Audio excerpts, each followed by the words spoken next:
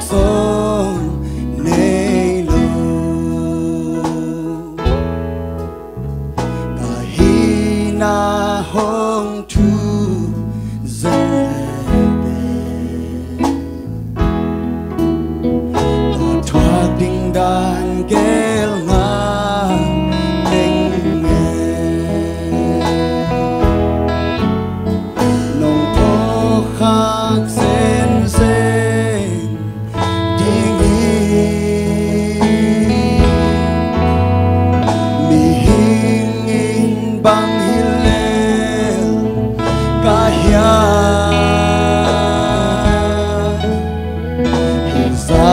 nong lai nát zen zen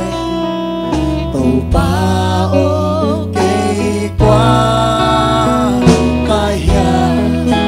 hít giang đông tàu pa hít giang đông tàu pa cây nông tôn bi ding in qua hi kaya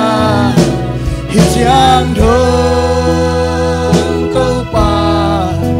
nông tôn pi na đi ta in quan pi peso qua hilel ayamo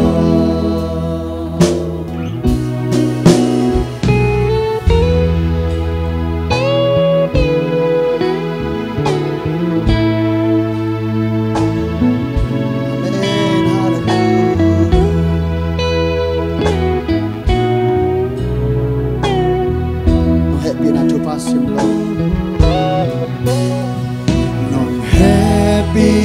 not to passing love kamay nga ding dang nghe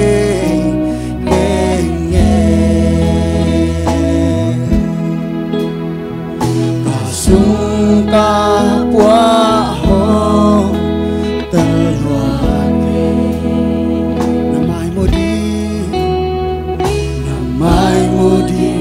dato ngante kilom lo pi no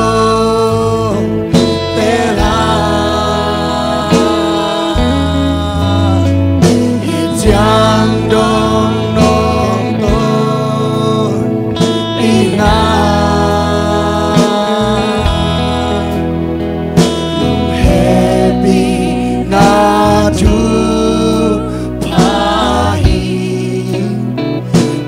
lowing om che tình nghe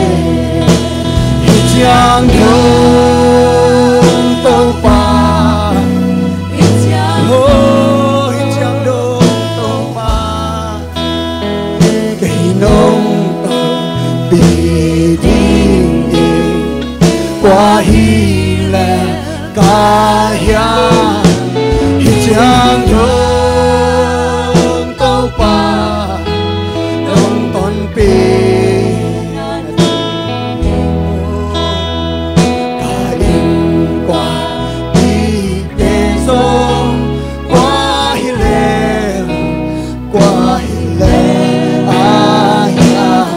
sakop ni hijang dong tau pa nong ton pe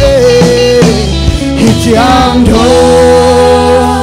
ipasyan na ma-happy na hang bikin hijang pa oh na happy na hang tau pa kay dong ton biding kwa hila kaya hijang dong tau pa